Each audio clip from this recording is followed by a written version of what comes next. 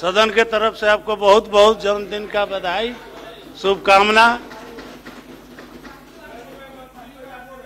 सुनिए, इत्मीनान से पहला भाषण है, नया नया जीत कर आए।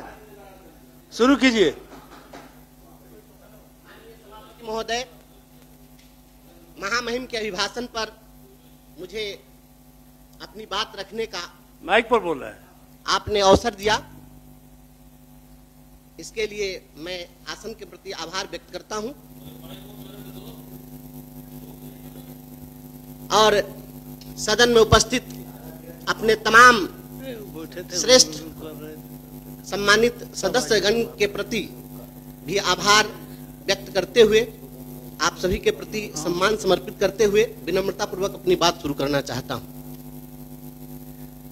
मैं तो आज पहली बार बोल रहा हूं और नया नया निर्वाचित होकर आया हूं।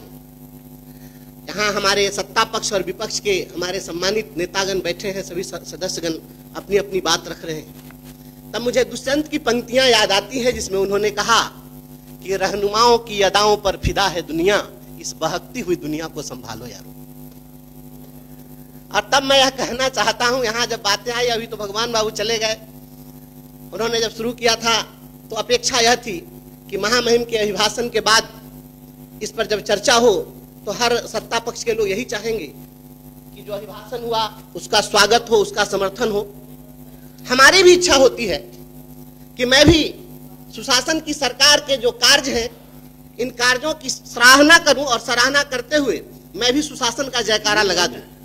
लेकिन सभापति महोदय, मैं यह कहना चाहता हूं, दो पंक्तियां समर्पित करता हूं। यकीन से काम लो, वहमो गुमा से कुछ नहीं होता, यकीन से काम लो, जमी पर चलने वालों, आसमां से कुछ नहीं होता, यकीन से काम लो। महोदय, महामहिम के अभिभाषण में जितनी बातें आई है, अगर हमारी राज्य सरकार इंफ्रास्ट्रक्चर के क्षेत्र में अगर काम कर रही है, इसे कोई भी नकार नहीं सकता है। लेकिन जब मैं देखता हूं कि जब नई बिल्डिंग बन रही होती है और नई बनती हुई इमारतों की दीवारों में अगर दरार है, तो फिर मैं कैसे कह दूं यह सुशासन की सरकार है। जब शिक्षकों की यहां पर बात आती है, हमारे माननीय संजय बाबू, हमारे सभी श्रेष्ठ माननीय सदस्यगण जब बोल रहे थे शिक्षकों की समस्याओं पर, बात आती है नियोजित शिक्षकों की। हमारे सत्तारूढ़ दल में आज भारतीय जनता पार्टी के लोग शामिल हैं, यहाँ बैठे हैं। यही लोग नियोजित शिक्षकों के लिए धरना प्रदर्शन कर रहे थे और इनके ऊपर बर्बरतापूर्वक लाठियां चली थी, और लाठियां चली और शिक्षकों के ऊपर भी कार्रवाई हुई, दंडात्मक कार्रवाई हुई। हमें अपेक्षा थी कि इस अभिभाषण में शिक्षकों की जो समस्याएं थी, उसमें एक प्रमुख समस्या थी कि अभी वर्तमान वाले जो एसीएस हैं, इनके ठीक पहले वाले जो एसीएस थे, उनके समय में धरना प्रदर्शन करने वाले शिक्षकों के का वेतन हजारों शिक्षकों का काटा गया, उन पर कार्रवाई हुई। इसके संबंध में भी कुछ चर्चा उस पर होगी, क्योंकि मैं समझ रहा था कि और कोई कुछ कहे न कहे, भारतीय जनता पार्टी के लोग तो शिक्षकों के हित ऐसे हैं, क्योंकि इतनी लाठी कोई नहीं खाए आज तक के इतिहास में। लेकिन जब मैं देखता हूं बात यहाँ पर चली है, विपक्ष के लोगों ने यहाँ पर जब बात उठाई कि अंबेडकर साहब ने संविधान दिया, अधिकार दिया, तो यहाँ बात हुई कि हम उन अधिकारों की रक्षा कर रहे हैं। तो धरना प्रदर्शन तो संवैधानिक अधिकार था महोदय, और शिक्षकों ने जब धरना प्रदर्शन किया तो उसके ऊपर जब प्रहार हुआ, तब मुझे लगता है कि सुशासन की सरकार है और संवैधानिक अधिकारों पर हो रहा प्रहार है। तो मैं कैसे कह दूं सुशासन की सरकार महोदय।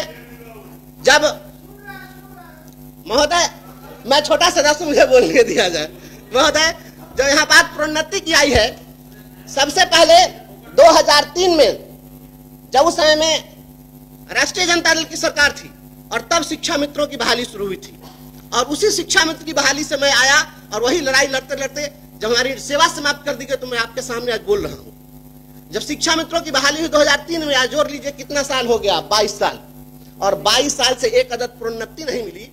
मैं बहुत ही यहाँ पर दुख के साथ कह रहा हूं।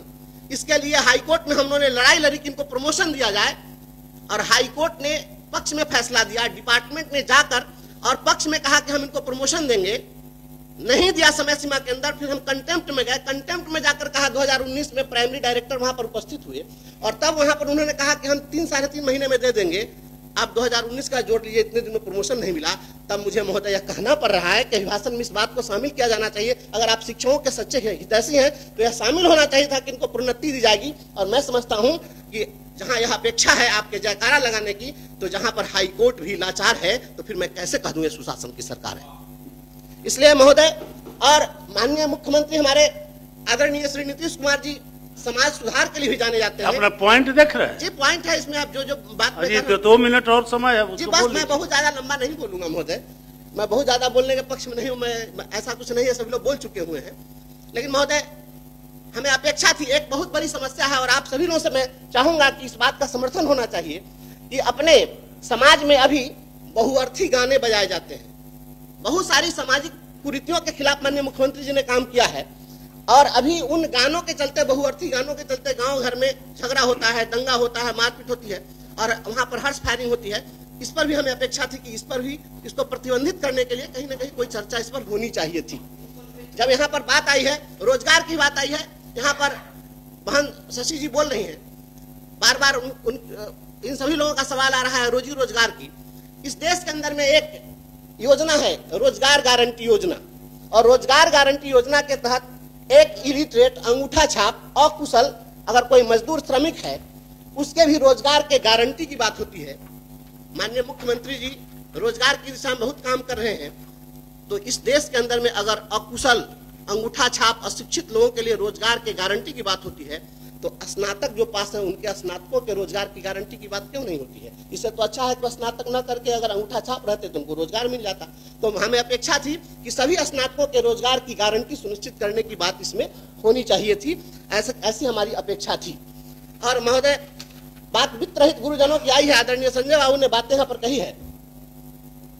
मैं वित्त रहित शिक्षकों की समस्या बार बार हम लोग पहले भी अखबार के माध्यम से, टीवी चैनलों पर देखते रहे। यह सदन वित्त रहित गुरुजनों के पक्ष में, उनके लिए हमेशा आवाज इस सदन से आती रही है।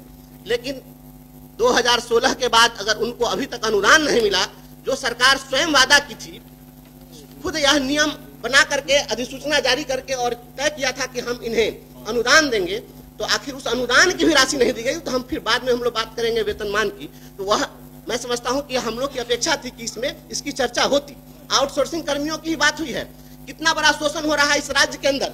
आप सभी लोग इस चीज से भली भांति अवगत हैं कि आउटसोर्सिंग एजेंसियों के माध्यम, जी मैं समाप्त कर रहा हूँ, आउटसोर्सिंग एजेंसियों के माध्यम से 5 में फिर सदन की सहमति सभापति महोदय मैं तुरंत समाप्त कर देता हूँ, बस 1 मिनट में सहमति लेनी पड़ेगी, टाइम बढ़ाना पड़ेगा। मैं तुरंत समाप्त करता हूँ। तो आउटसोर्सिंग एजेंसियों को जो छूट दे दी गई है, तो क्या शोषण का अधिकार दे दिया गया है कि आप 8,000 और 7,000 पर काम लीजिए? इस पर रोक लगनी चाहिए।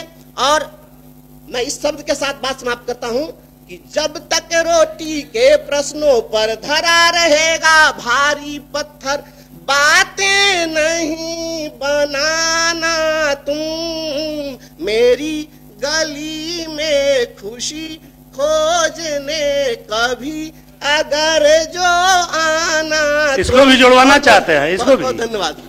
राज्यपाल के यहाँ ये भी पहुंचाना चाहते हैं। मैं भावना व्यक्त किया, आपने समय दिया, समाप्त कर। Thank you.